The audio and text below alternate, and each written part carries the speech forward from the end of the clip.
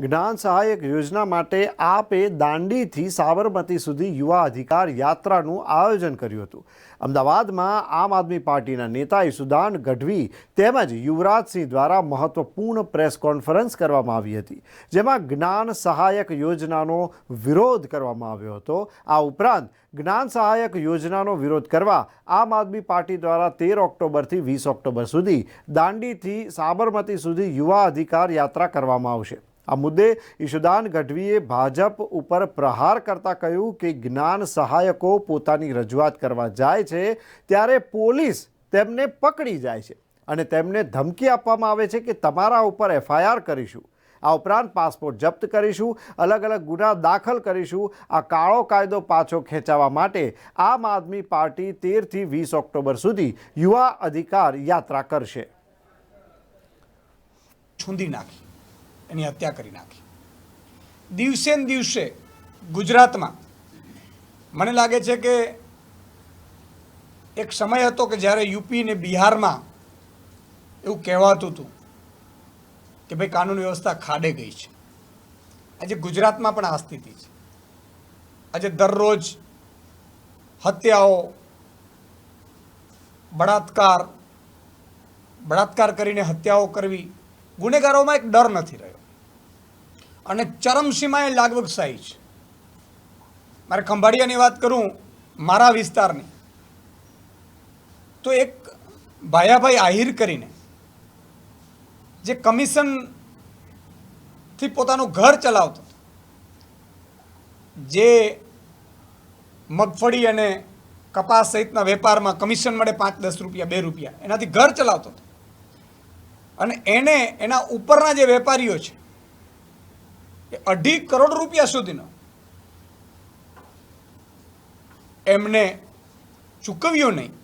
વારંવાર રજૂઆતો કરવા છતાં એ 5 દીકરીઓ છે, દીકરીઓને લઈને બાપ પોલીસના દર ધક્કા ખાતા હતા, પોલીસ પાસે રજૂઆતો કરતા હતા અને રજૂઆતો કર્યા છતાં પણ એ ન સાંભળ્યું કોઈએ અને છેલ્લે વિડીયો બનાવીને આપઘાત કરવું પડ્યું।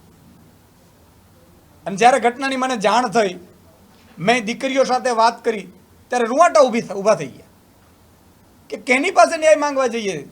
મેં કીધું તમે મને જાણ કરો તો મને કે ઈશુદાનભાઈ, મારા પપ્પા કહેતા હતા કે ઈશુદાનભાઈને જાણ કરો, પણ છેલ્લે અમે તમારા સુધી પહોંચી ન શક્યા અને અમારું કોઈ સાંભળતું નહોતું। ચરમસીમાએ લાગવગશાહી અને એ ભાયાભાઈએ આપઘાત કરવું પડ્યું।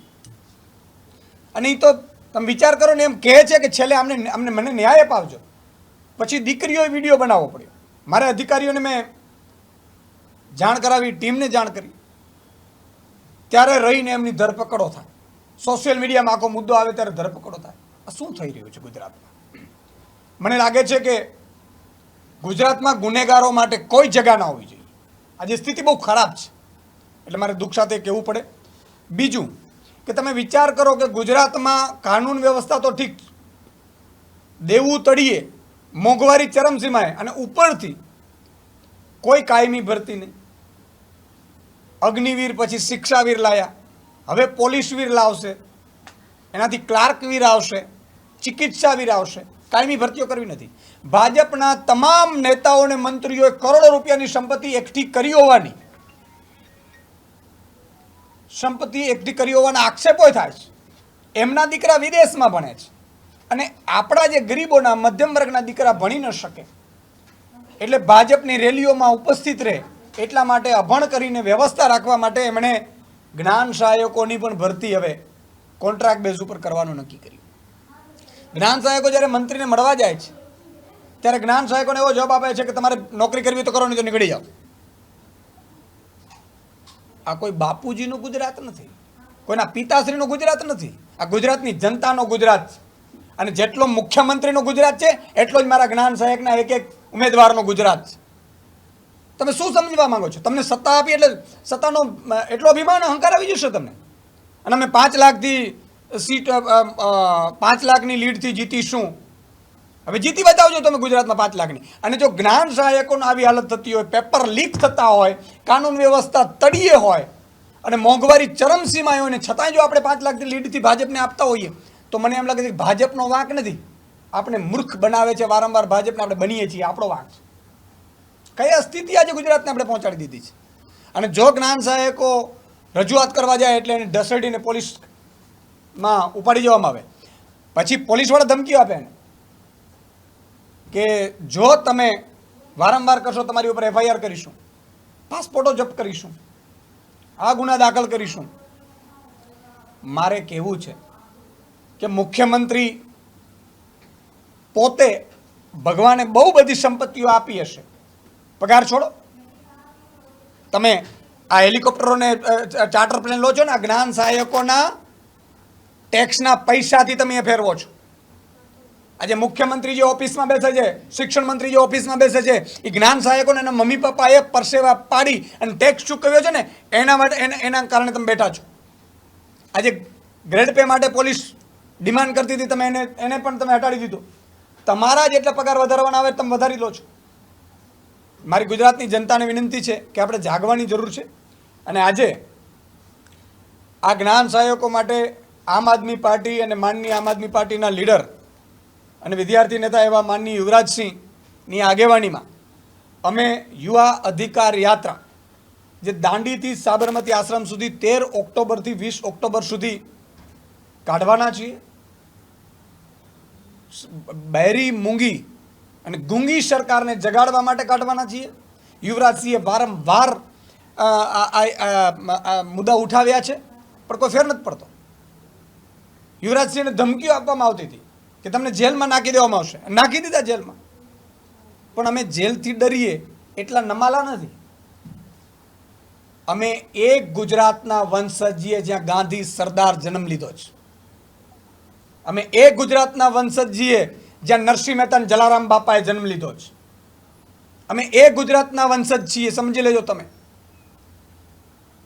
ડરવાના નથી તમારા જેલોના ધમકીઓથી.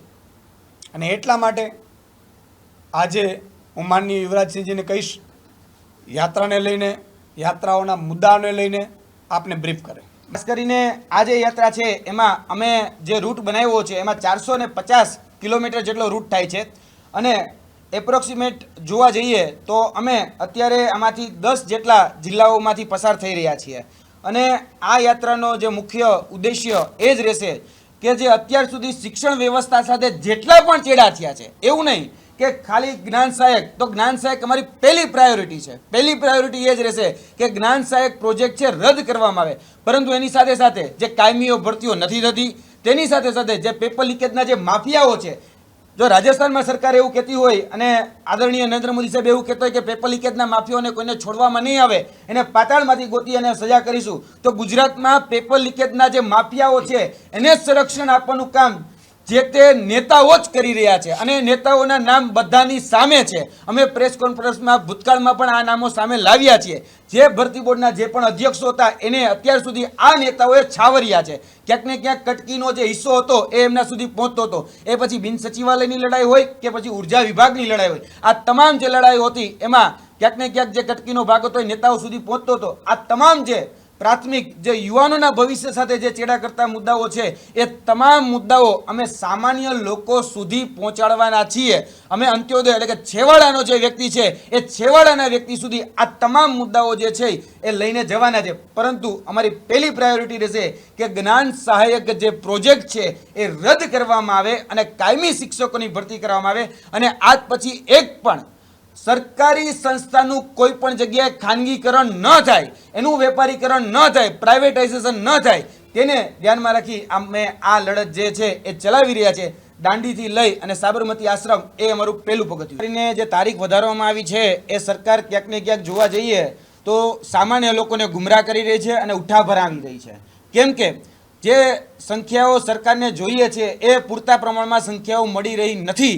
એટલા માટે જે વારે ઘણી આ ત્રીજી વખત એવી ઘટના બની છે કે તારીખમાં વધારો કરવામાં આવ્યો છે. એટલે જે કહી શકાય કે જે ફોર્મની સંખ્યાઓ થવી જોઈએ એ પૂરતા ફોર્મની સંખ્યાઓ થતી નથી. એટલા માટે જે આ કહી શકાય કે અલગ અલગ પ્રકારના ગતકડાઓ છે એ લાવવામાં આવી રહ્યા છે. અને આ યોજનામાં અને આ જે યાત્રા છે એમાં જોડાવા માટે અમે તમામ લોકોને આહવાન પણ કરીએ છીએ. આ કેમ સ્કેનર કહી શકાય કે આ જે QR કોડ છે એ QR કોડથી અમે તમામ ગુજરાતના જે લોકો છે એ ગુજરાતના લોકોને જોડાવાનું પણ અમે આહવાન કર્યું છે કે તમે જે જિલ્લામાંથી, જે તાલુકામાંથી અને જે દિવસે અને જે સમયે જોડાવા માંગતા હોય તો અમે આ ફોર્મ ક્રિએટ કર્યું છે કે તમારી અનુકૂળતા હોય એ સમયે તમે આ યાત્રામાં સહયોગ આપો. અમે 78 પરમેનન્ટ જે અમારા સાથીઓ છે એ અહીંયા ઊભા છે, એ સાથીઓ પ્લસ બીજા અન્ય સાથીઓ જે છે એને સાથે લઈ અને ચાલવાના છીએ. એટલે 78+1 એ હંમેશા જે આ યાત્રા ચાલે છે એ પહેલેથી લઈ અને છેલ્લે સુધીનો જે રૂટ છે એમાં જોડે જ રહેશે. બાકી જે સહયોગ આપનારા જે પણ સામાન્ય લોકો છે અને જેને ખરેખર શિક્ષણ જગતની અને શિક્ષણ વ્યવસ્થાની ચિંતા છે એ તમામ લોકો જે છે એ આ કહી શકાય કે યાત્રામાં અમને સાથ સહકાર અને યથાશક્તિ પ્રમાણે સહયોગ આપશે.